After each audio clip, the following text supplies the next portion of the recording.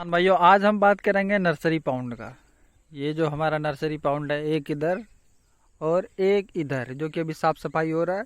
अब ये जाल को उखाड़ दिया गया है, बस अब इसमें पीला डाला जाएगा, उसके बाद फिर नया जाल इसमें डाला जाएगा। तो नर्सरी तालाब पे ही आज हम लोग बात करेंगे, और ये मछली पालन में कितना महत्वपूर्ण है वो चीज़ मैं आज आपको बताता हूँ और समझाता हूँ। भैया, मैं 100% का बात कर रहा हूँ इस तालाब में। मतलब आप समझ लो कि आप जो मेरे को 250 रुपया दिए हो ना, 100 रुपये का बात समझा रहा हूँ, अच्छे से आप देखना। नर्सरी पाउंड हमें क्यों बनवाना चाहिए? अगर नर्सरी पाउंड हम नहीं बनवाएं तो क्या फार्मिंग होगा? नहीं होगा, सक्सेस नहीं होगा। मैं बताता हूँ आपको। अगर आप नर्सरी पाउंड बनवाते हो तो आपको एक चीज़ तो डिसाइड हो जाता है कि आपको कभी नुकसान नहीं होगा। और अगर आप नर्सरी पाउंड नहीं बनवाते हो तो ये चीज़ आप डिसाइड नहीं कर पाओगे पहले कि आपके पास प्रॉफिट आएगा या फिर नहीं आएगा। और नर्सरी पाउंड से ये आप डिसाइड कर लोगे पहले भैया कि आपको कितना प्रॉफिट आएगा। नुकसान तो नहीं होगा लेकिन प्रॉफिट आएगा। अब खुदा न खास्ते अगर मछली मर गया तो ये तो ऊपर वाले की देन है, ये हम सब क्या कर सकते हैं। तो वो चीज़ हमें नर्सरी पाउंड से पहले पता चल जाता है कि हमें कितना प्रॉफिट होने वाला है। अब वो चीज़ कैसे पता चलता है और हमें क्यों बनवाना चाहिए नर्सरी तालाब, वो चीज़ मैं आपको समझाता हूँ।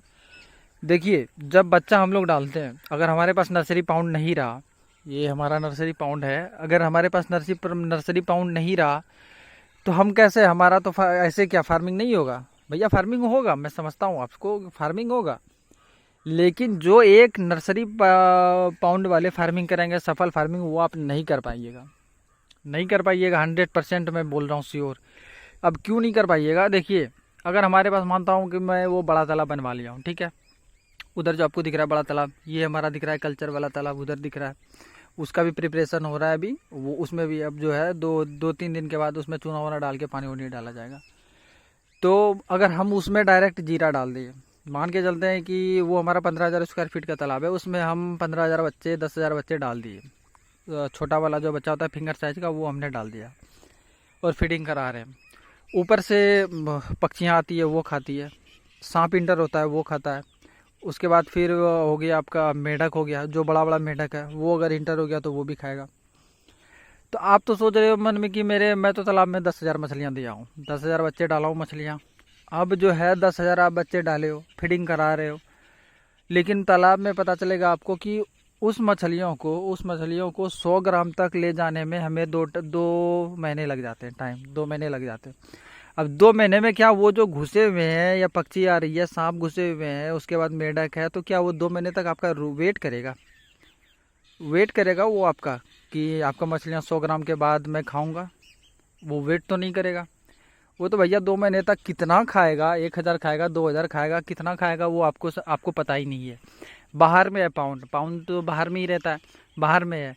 एक सांप नहीं, 2 सांप, 4 सांप, 5 सांप घुस गया, आप क्या करोगे? उसको पकड़ के निकालोगे? कैसे निकालोगे आप पकड़ के?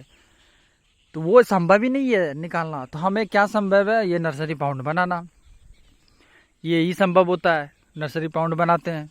अब नर्सरी पाउंड में क्या होता है कि नर्सरी पाउंड में हम देखिए, ये चारों तरफ से जाल दे देते हैं, चारों तरफ से जाल देते हैं, तो ये सांप अब अंदर जा ही नहीं पाएगा। अब रही बात कि ऊपर से पक्षियों के लिए, तो पक्षियों के लिए आपको जाल दिख रहा होगा, ये देखिए पतला वाला जाल है, पूरे तालाब में जाल है, ये जाल दिख रहा होगा। तो ये जाल डाल देते हैं, ना ऊपर से पक्षियाँ जाएगी, ना साइड से जो सांप वहाँ मेढक वेढक जाएगा। तो आप बाहरी चीज़ों से तो मछलियों को बचा लिए।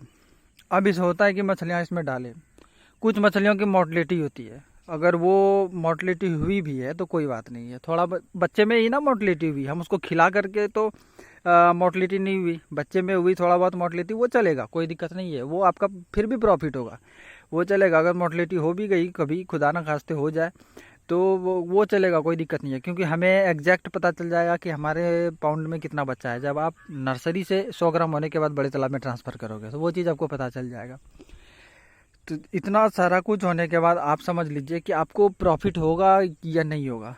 जब आपको 100 ग्राम का बच्चा, आप इसमें 10,000 डाले, ठीक है, ये 10,000 स्क्वायर फीट, मतलब कि 2,000 स्क्वायर फीट का है नहीं, ये 10,000 बच्चे के लिए मैं बता देता हूँ आपको, 10,000 बच्चे के लिए ये पाउंड नहीं है। 10,000 बच्चे के लिए हमारा नर्सरी पाउंड ये वाला है। 10,000 बच्चे इसमें आराम से हम डाल सकते हैं और 100 ग्राम कर सकते हैं। इसमें हम 6 से 7,000 कर सकते हैं आराम से, कोई प्रॉब्लम नहीं होगा। और ओवर डालिएगा तो फिर मोर्टलिटी होगा, इसीलिए ओवर भी नहीं डालना है। तो अगर हमारा देखिए आपको मैं समझाता हूँ एक बात। इसमें बच्चा डाला, हमारा बाहरी चीज़ों से सेफ रहा, बच्चा इसमें डाला, कुछ बच्चे गल गए, सड़ गए, कुछ मर गए, कोई दिक्कत नहीं है।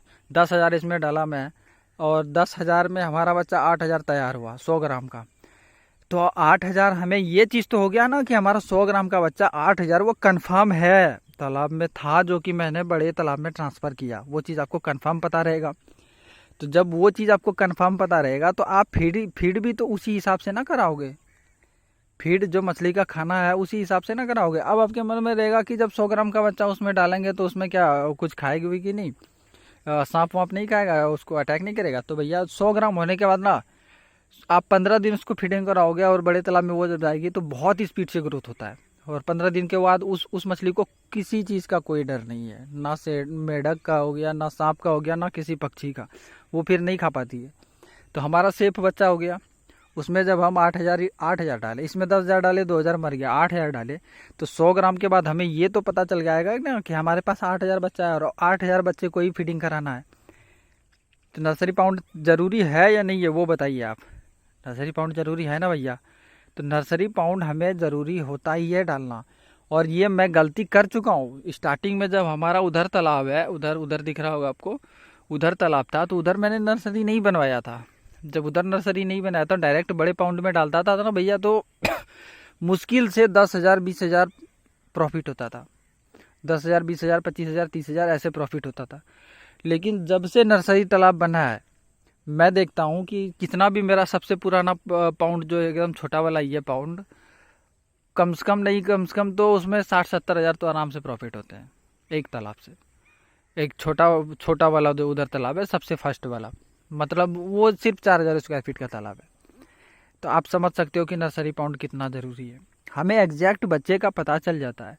डायरेक्ट बड़े तालाब में डालने से हमें कुछ पता नहीं रहता है, कुछ हिसाब नहीं रहता है, और हमें ये चीज़ पता होना ज़रूरी होता है। 100 ग्राम के बच्चे से ही हमें पता चल जाता है कि हमें कितना प्रॉफिट होने वाला है। तो आप समझ सकते हैं कि बच्चा भैया अब नर्सरी तालाब ज़रूरी है या नहीं है, वो चीज़ आपको मैं समझा रहा हूँ। इसीलिए मैं जो गलती कर चुका हूँ वो गलती आपको नहीं करना है।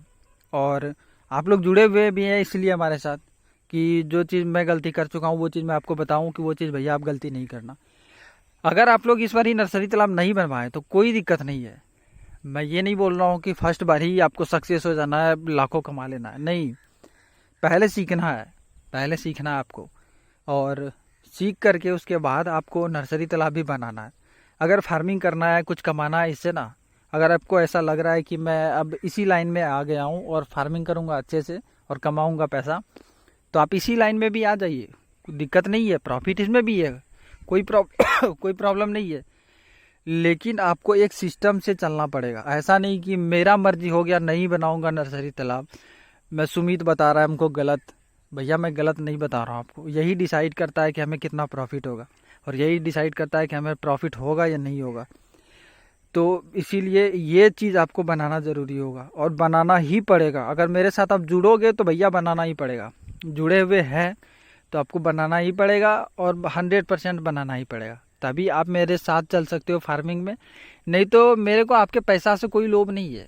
आपके पैसे जो मेरे को आप दिए हो, उस पैसे से हमें कोई लोभ नहीं है मेरे को, मैं आपको बता देता हूँ।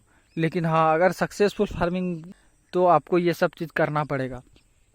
आप डायरेक्ट बड़े तालाब में मत डालो, वो डालोगे तो आपको मैंने बताया ना कि कितना गलत होगा डालना। तो हमारा यही था नर्सरी पाउंड पे। और नर्सरी पाउंड अगर आप 10,000 बच्चे के लिए बनाना ही चाहते हैं तो लगभग 2,000 स्क्वायर फीट का बनाएं। 2,000 स्क्वायर फीट में आप 10,000 मछली को आराम से रख सकते हैं, 100 ग्राम तक, कोई प्रॉब्लम नहीं है। अगर अभी तक हमारे साथ आप जुड़े हुए नहीं है ट्रेनिंग में तो जुड़ जाइए, क्योंकि देखिए 250 रुपया कोई ज़्यादा पैसा नहीं होता है। लेकिन अगर वहीं पर आपको कोई और कुछ ज़्यादा दवाई ही चिपका के चले जाना तो वो 250 रुपया आप दे दोगे। लेकिन मैं आपको बता रहा हूँ तो आपको लगता है कि मैं फ्रॉड हूँ, नहीं। आप मेरा वीडियो देखो, वहाँ से आप देखो कि मैं जो बताता हूँ किसानों को वो सही चीज़ है या फिर गलत चीज़ है। अगर गलत होगा तो आप मत जुड़ना मेरे साथ, कोई प्रॉब्लम नहीं है। मैं ऐसा नहीं कह रहा हूँ कि एकदम जुड़ जाओ जल्दी आप सब जुड़ जाओ, नहीं, कोई ज़रूरी नहीं है जुड़ना। सीखना है तब जुड़ना है, नहीं सीखना है तो मत जुड़िएगा। नहीं तो भैया मैं पर्सनल कॉल करके अपना हिसाब लेता हूँ, इसीलिए मैं आपको बता दिया। मैं वैसा नहीं हूँ कि आपसे लूट लूँगा चले जाऊँगा, नहीं, मैं आपसे अगर लूँगा तो जितना लूँगा उससे डबल दूँगा, ये आप समझ लो। तो हमारा ये वीडियो कैसा लगा, आपको अच्छा लगा तो सब्सक्राइब कीजिएगा, लाइक कीजिएगा। मिलते हैं अगले वीडियो में, धन्यवाद।